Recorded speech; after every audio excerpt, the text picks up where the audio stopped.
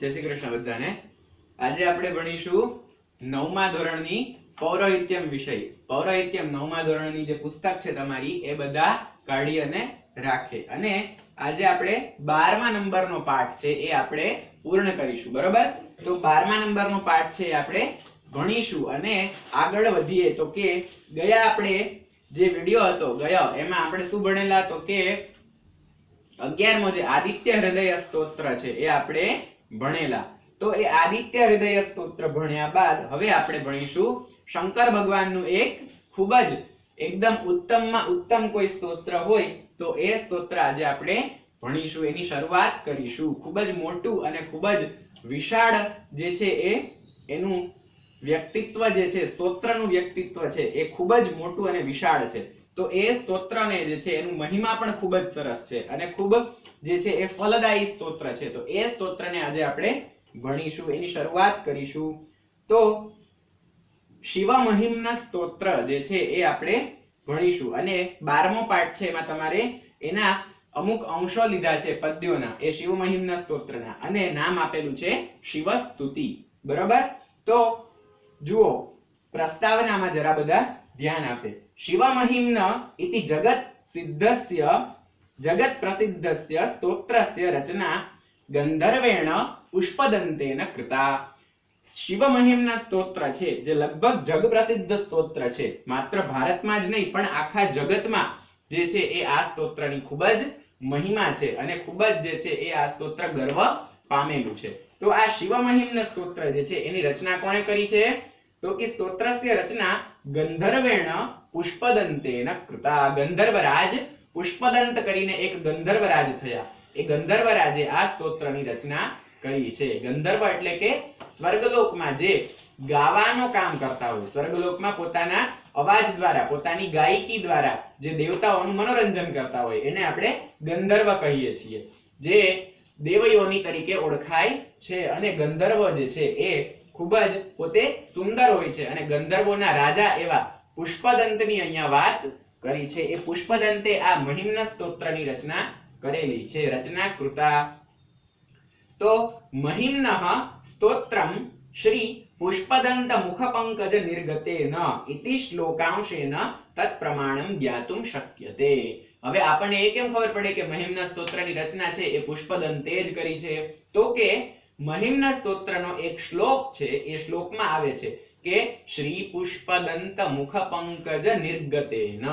तो एमां ज कीधुं के पुष्पदंतना मुखपंकज एटले के मुख कमळमांथी निकळेलुं आ स्तोत्र ए जे छे ए शंकर भगवानने अर्पण थावो एवुं आ एक श्लोक जे छे ए आवे छे। एटले के ए श्लोकना आ લીટી द्वारा, आ पंक्ति द्वारा ए सिद्ध थाय छे के पुष्पदंते ज आ स्तोत्रनी रचना करेली छे।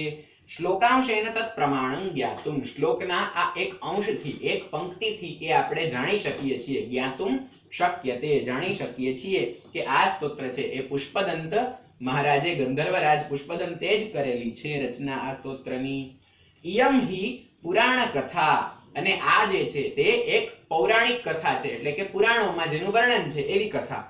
यत् गंधर्वराजः पुष्पदंतः, तो के जेवी रीते ए कथा ए आ प्रमाणे छे के गंधर्वराज पुष्पदंत छे ते प्रतिदिनं काशीराजस्य उद्यानात्, गंधर्वराज पुष्पदंत छे ए रोजे ज શું કરે છે તો કે કાશીરાજ વારાણસી જે છે એના મહારાજા એના બગીચામાંથી, કાશીરાજस्य ઉદ્યાનાत्, વારાણસીના બગીચામાંથી શું કરે છે? ઉદ્યાનાत् પુષ્પાણિ ચિત્વા, એના બગીચામાંથી પુષ્પો તોડી તોડી અને વારાણસીના મહારાજા કાશીરાજ જે છે એમના એ રાજાના બગીચામાંથી गंधर्वराज पुष्पदंत छे ए पुष्पो तोड़ी तोड़ी एकदम चूटी चूटी अने शुं करे छे? पुष्पाणि चित्वा भगवते महादेवाय अर्पयति स्म। रोज एनो एक क्रम छे के रोज गंधर्वराज पुष्पदंत छे ए काशीना बगीचामांथी, वाराणसीना बगीचामांथी, वाराणसीना राजाना बगीचामांथी पुष्पो चूटी चूटी पुष्पोने जे छे ए तोड़ी तोड़ी, सारा सारा पुष्पोने लई खराब पुष्पोने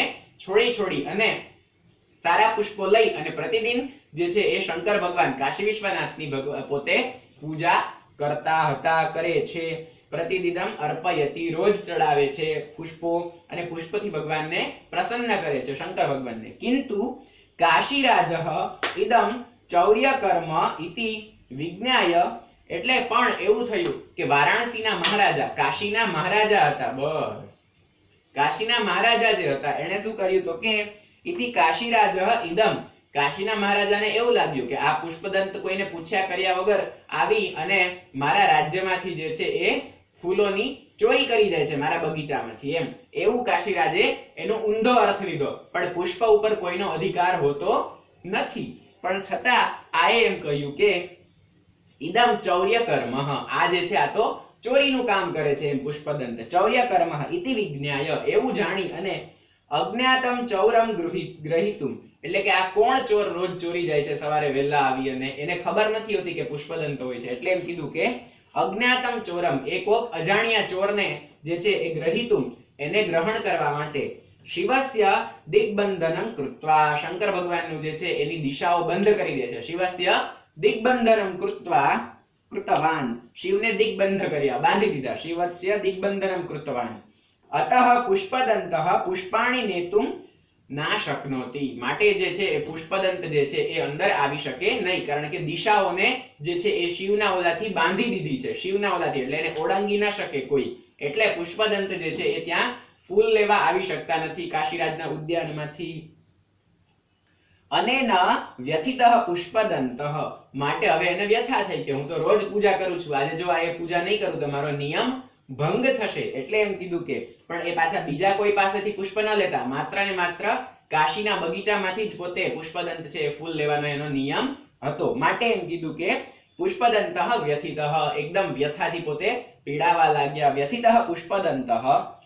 શિવમ પ્રસાદયિતુમ ઇદમ સ્તોત્રમ રચયામાસ શિવજીને પ્રસન્ન કરવા માટે આ સ્તોત્રની રચના કરે છે કોણ તો કે પુષ્પદંત છે એ શું કામ તો કે આ એક એક શ્લોક છે એ એક એક અલગ અલગ પ્રકારના પુષ્પો સમાન છે એવું જાણી અને પોતે આ સ્તોત્રની રચના કરે છે ઇદમ સ્તોત્રમ રચયામાસ આ સ્તોત્રની રચના કરે છે અસ્મિન સ્તોત્રે શિવસ્ય મહિમ્નઃ એટલે કે આ સ્તોત્રમાં શિવજીની મહિમાનો વર્ણન કરેલું છે મહિમ્નઃ શિવસ્ય વિવિધ રૂપાણામ શિવ ભગવાન જે છે એના અલગ અલગ રૂપો જે છે એ અલગ અલગ રૂપોનું વર્ણન છે અને શું કીધું તો કે કર્મણામ અવર્ણનીય પ્રભાવસ્ય ચિત્રણમ વિદ્યતે કર્મોનો જે પોતે નિત્ય કર્મ હોય એનું અને બધા સારા કર્મો અને ખરાબ કર્મો એ કર્મોનું જે છે એ અવર્ણનીય વર્ણન ન થઈ શકે એવા બધાય પ્રસંગો જે છે અહીંયા લીધેલા એનું ચિત્રણ આ સ્તોત્રમાં કરેલું છે કોણે પુષ્પદંતે શિવસ્ય કૃતે વર્ણનમ સ્તોત્રે દિવ્યાતિ દિવ્યતા કૃતમ આસી શિવના વર્ણનનું આ સ્તોત્ર છે એમાં પુષ્પદંતે દિવ્યથી દિવ્ય દિવ્યાતિ દિવ્ય એકદમ દિવ્ય ખૂબ જ જે છે એ સરસ મજાની જે છે એ રચના પોતે કરેલી છે દિવ્યાતિ દિવ્ય મહિમાયાહ રચનાયાહ વર્ણનમ કૃતમ અસ્તિ સ્તોત્રે આસીત કર્યું હતું અતઃ ભાવમ પ્રકટયિતુમ માટે પોતાની અંદર રહેલા સારા ભાવને સદ્ભાવને પ્રગટ કરવા માટે ભાવ પ્રકટયિતુમ ગંધર્વેણ સ્તોત્રસ્ય રચના કૃતા ગંધર્વરાજ પુષ્પદંતે આ સ્તોત્રની રચના કરી છે કે જે સ્તોત્રના ગાનથી માણસની અંદર કોઈ પણ માણસ આ સ્તોત્રનો પાઠ કરે એટલે એને અંદર શું થાય ભગવાન પ્રત્યે શંકર ભગવાન પ્રત્યે ભાવના જાગે એવું ભાવના જગાડતું આ સ્તોત્ર જે છે એની રચના કોણે કરી પુષ્પદંતે કરી કે દરેક જે શિવ ભક્ત હોય તો એને આ સ્તોત્રનો પાઠ કરવો જેનાથી એની અંદર શિવજી પ્રત્યે ભાવના જાગે પોતે શિવજીનો પ્રિય ભક્ત બની શકે માટે તો પ્રસ્તાવના આપણે આ પ્રમાણે જોઈ હવે જે છે એ આપણે પ્રથમ શ્લોક ભણીએ તો અથ મહિમ્ન સ્તોત્રમ પુષ્પદંત ઉવાચ મહિમ્ન પારંતે પરમ વિદુષો યદ્ય સદૃશી સ્તુતિર્બ્રહ્માદીનામપિ તદવસન્નાસ્ત્વયિ ગિરઃ અથાવાચ્ય સર્વ સ્વમતિ પરિણામાવધિગૃણન મમાપ્યેષ સ્તોત્રે હરનિરપવાદ પરિકર આ પ્રમાણે આ સ્તોત્રનું ઉચ્ચારણ થાય છે આપણે ફરી એકવાર લઈએ મહિમ્ન પારંતે પરમ વિદુષો યદ્ય સદૃશી સ્તુતિર્બ્રહ્માદીના મપી તદવસન્નાસ્ત્વયિ ગિરઃ અથા વાચ્ય સર્વ સ્વમતિ પરિણામાવધિ ગૃણન મમપ્યેષ સ્તોત્રે હર નિરપવાદ પરિકર. બરોબર. હવે એનો અન્વય જોઈએ.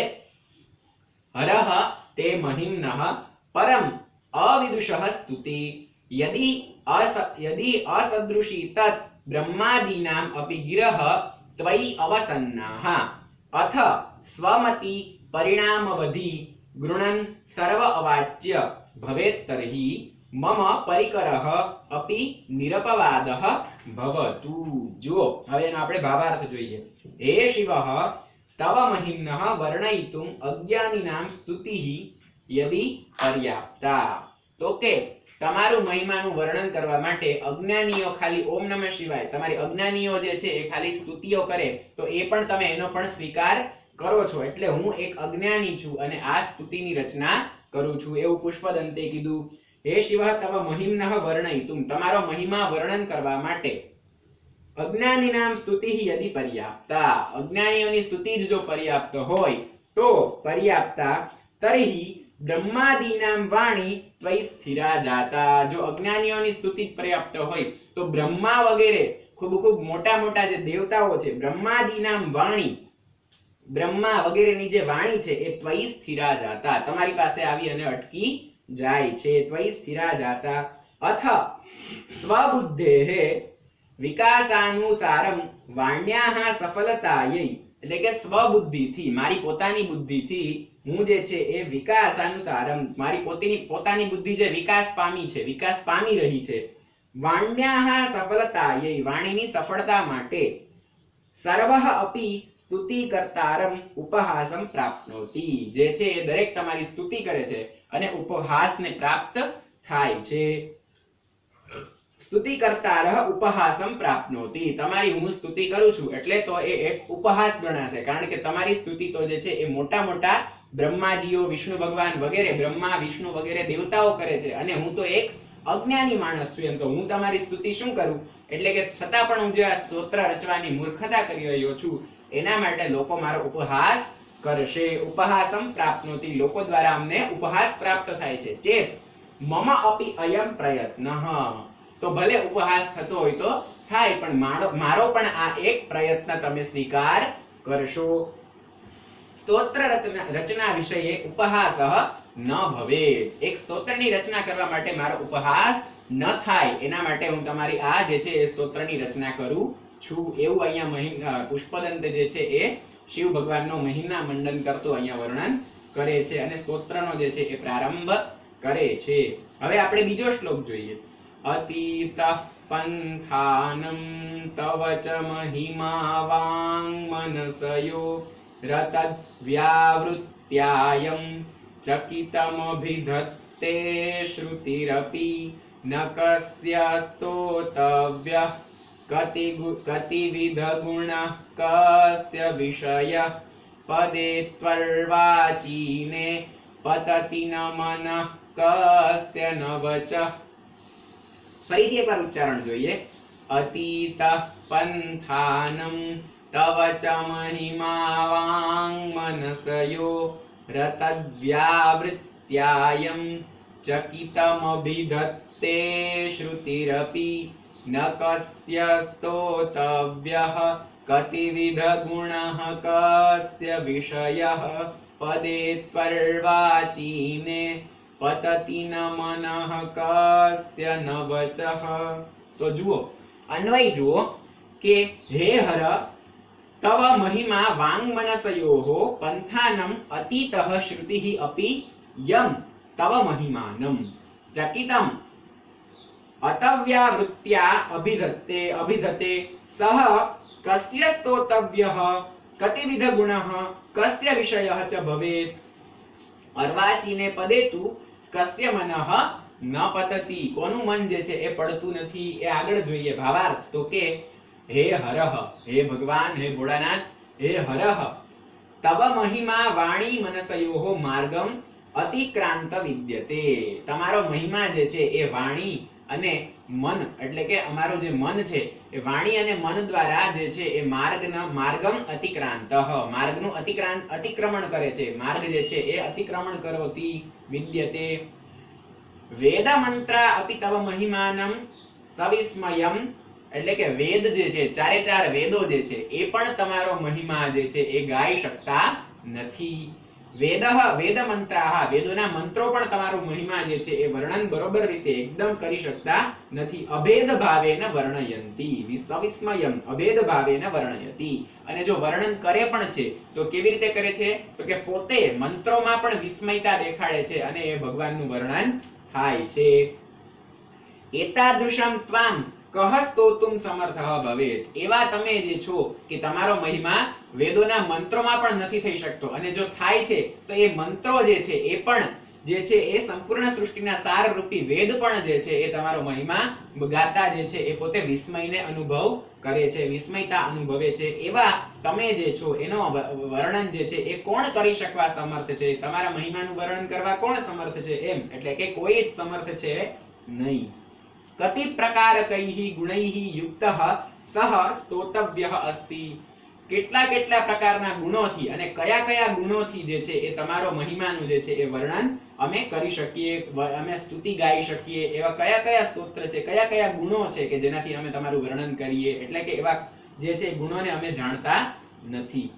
કસ્ય જ્ઞાનસ્ય વિષયઃ અસ્તિ. કોના જ્ઞાન છે, કોનું એવું મોટું સમર્થ જ્ઞાન છે કે જે તમારી સામે તમારા વર્ણન જે છે એ તમારા વર્ણનનું જે છે એ ગાન કરી શકે, તમારું સ્તોત્ર જે છે એ રચી શકે, તમારી સ્તુતિ કરી શકે.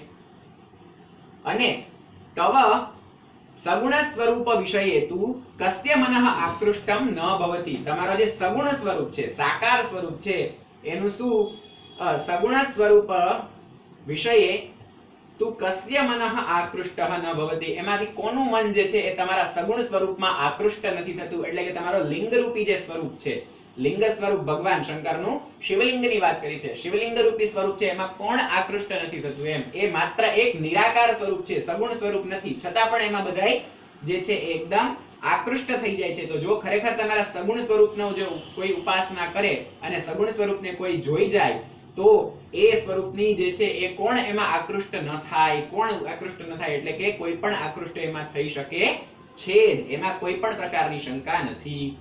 કસ્યવા વાણી આકૃષ્ટા ન ભવતિ. કોની વાણી જે છે એ તમારી મહિમા મંડન કરવા માટે આકૃષ્ટ નથી થતી? એટલે કે દરેકની વાણી જે છે એ તમારા મહિમા મંડન કરવામાં આકૃષ્ટ જ છે, આકૃષ્ટ જ થાય છે.